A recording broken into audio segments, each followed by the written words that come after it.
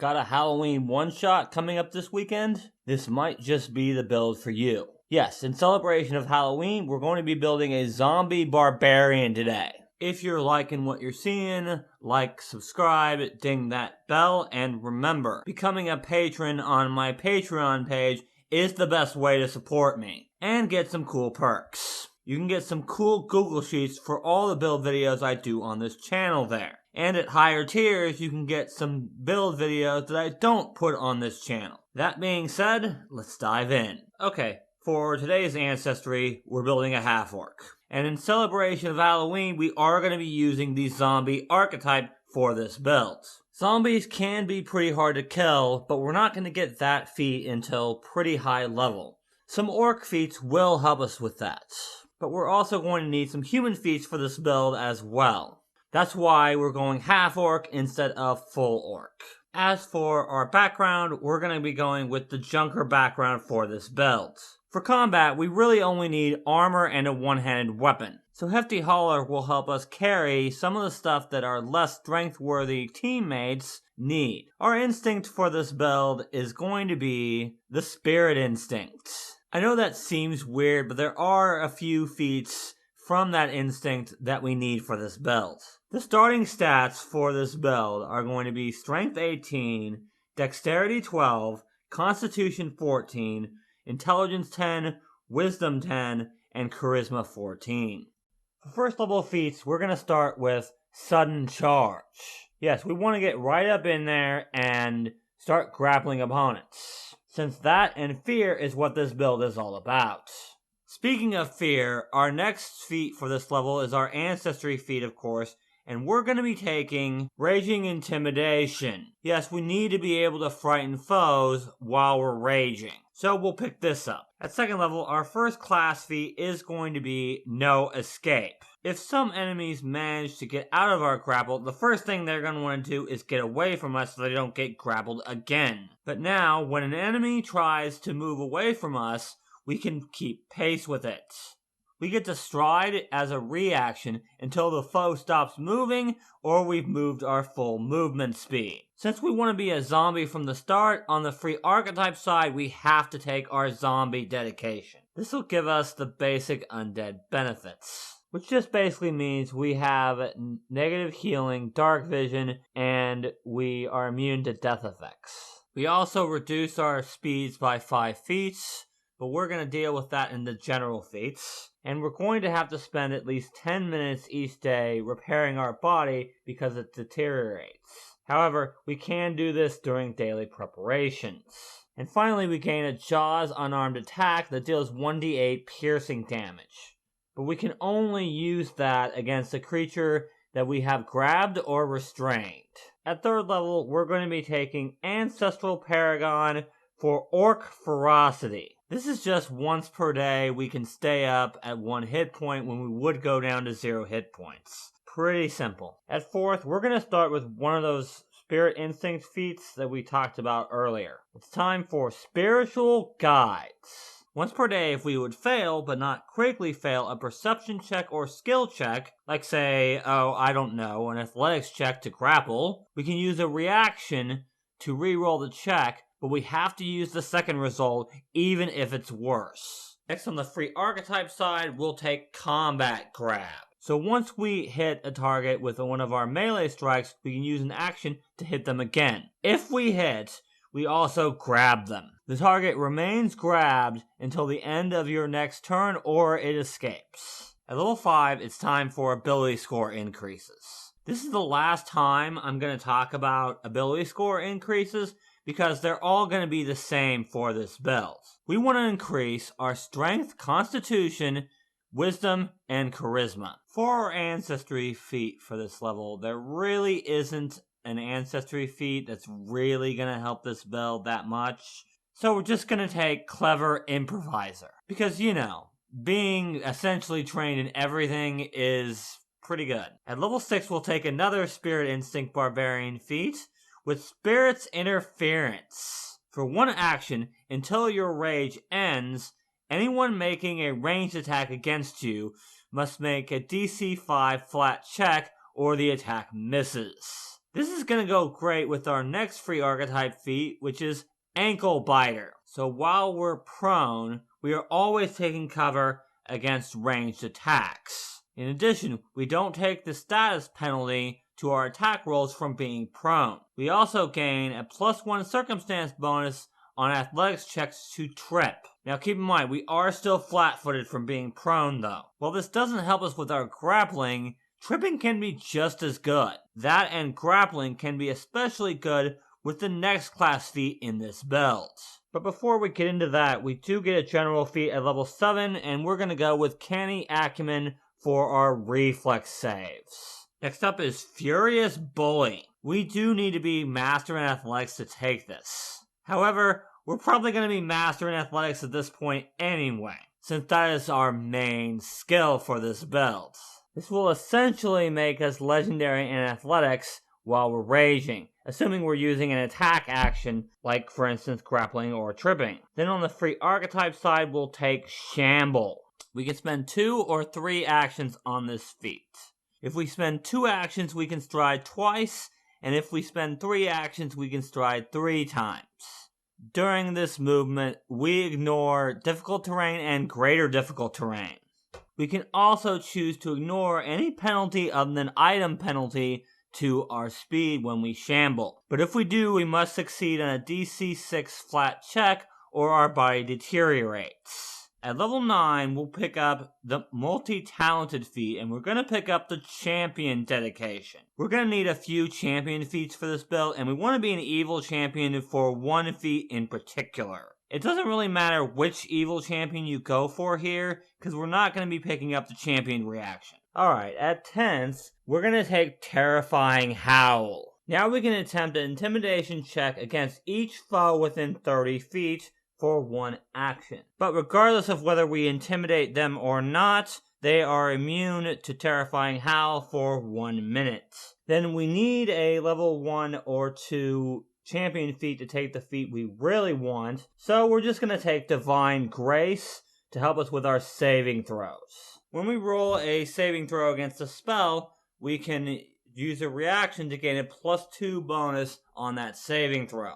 At level 11, we'll just pick up Toughness for more hit points. Pretty simple. As a barbarian, our ranged options are pretty limited. But since we're a spirit barbarian, at level 12 we're going to be picking up Spirit's Wrath. As an action, we can fire a Spirit Wisp at a target within 120 feet. This counts as an unarmed attack. Your attack modifier for this strike is equal to your proficiency in martial weapons plus your strength and a +2 item bonus. On a hit, the Wisp deals 4d8 plus your constitution modifier damage. This can be negative or positive damage. You don't apply your rage damage or your weapon specialization damage to this strike. However, circumstance and status penalties that would affect the Wisp's damage do apply. If you critically hit with the strike, the foe becomes frightened 1. This attack uses and counts towards your multiple attack penalty. Then on the free archetype side at level 12, we'll take the feat that we really took the champion dedication for, Aura of Despair. With this feat, enemies within 15 feet of you take a -1 circumstance penalty on saves against fear. In addition, any enemy that ends its turn within 15 feet of you cannot reduce their frightened condition below 1. I'll get to why we want this when we get to the teamwork report at the end of this video. For our ancestry feat at level 13, we'll take Incredible Ferocity. Now we can use Orc Ferocity once per hour instead of once per day. Moving on to level 14, it's Furious Grab. When we hit a target with a strike, we can spend an action to automatically grab them, as if we had successfully used a athletics check to grab. Then on the free archetype side, we'll take Divine Ally for Blade Ally. This will allow us to add the Fearsome rune to our weapon, which is just another way that we can get fear on our target. Of course, we do have to crit in order to get that fear, but at least it's another way for us to get that frightened condition. At level 15, we'll pick up Die Hard for more toughness. Then at 16, it's time for Thrash. This is really a prerequisite for a feat we're going to take later on. But for one action, if we have a foe grabbed, we can thrash them around. It takes damage equal to our strength modifier, plus our weapon specialization damage, plus our rage damage. They do get a basic fortitude save on our class DC to resist this effect. On the free archetype side at this level, we'll take Unkillable. This will essentially give us another use of Orc Ferocity. However, if we use this one, we must make a DC 6 flat check or our body deteriorates, making us slowed 1. We can use this once per hour, just like we can use Orc Ferocity once per hour, thanks to Incredible Ferocity. At level 17, we get our last Ancestry feat, and we're gonna go with Rampaging Ferocity. Now when we use Orc Ferocity, we can make a melee strike. If this strike brings a foe down to 0 hit points, then this activation of Orc Ferocity doesn't count towards its frequency. Next up is Collateral Thrash at level 18. Now when we use Thrash, we can hit this foe into another foe nearby. The new foe must make a basic reflex save against our class DC or take our thrash damage. Then on our free archetype side, we'll take Ravenous Charge. For 2 actions, we can make a stride, and if we end our movement next to a living creature, then we can attempt an athletics check to grapple that creature. If we succeed on the grapple check, we can also make a Jaws unarmed attack against that creature. Yes, we already have sudden charge. However, if we're close enough, we want to use this, because sudden charge does not let us grapple the opponent. Also, if we make the athletics check, we can attack them with our Jaws. We also do have Fury's Grab at this point. However, we might want to frighten the enemy or quaff a potion or something as our first action. True, we can't automatically grapple them, but this will give us 3 actions for the price of 2, assuming we succeed on our grapple check, which at this point our athletics is going to be legendary, so we stand a pretty good chance of doing that. At level 19 is our last general feat, and we're going to take Fleet. This will finally allow us to get rid of that speed penalty that we've had this whole time. And finally, at level 20, we'll start with Whirlwind Toss. Our thrash damage now applies to every foe adjacent to us.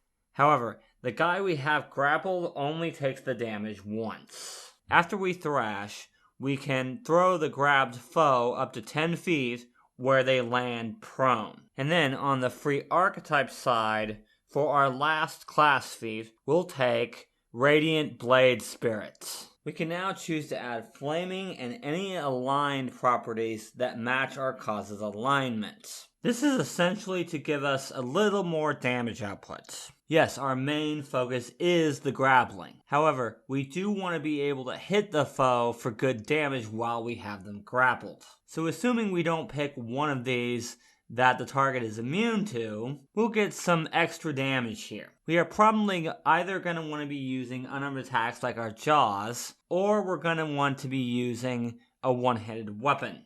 If we're using unarmed attacks, then we're going to get a little extra damage here. If you're using a one-handed weapon for this build, then this will give us damage as if we were using a two-handed weapon, again assuming the target isn't immune to that type of damage. But that's where characters that are better at recall knowledge come in.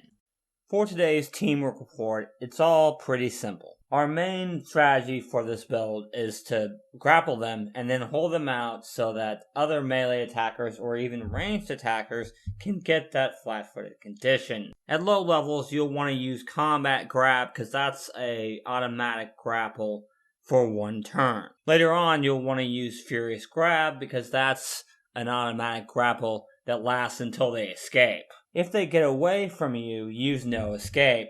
That way, if they want to get away from you, they have to spend at least 2 actions.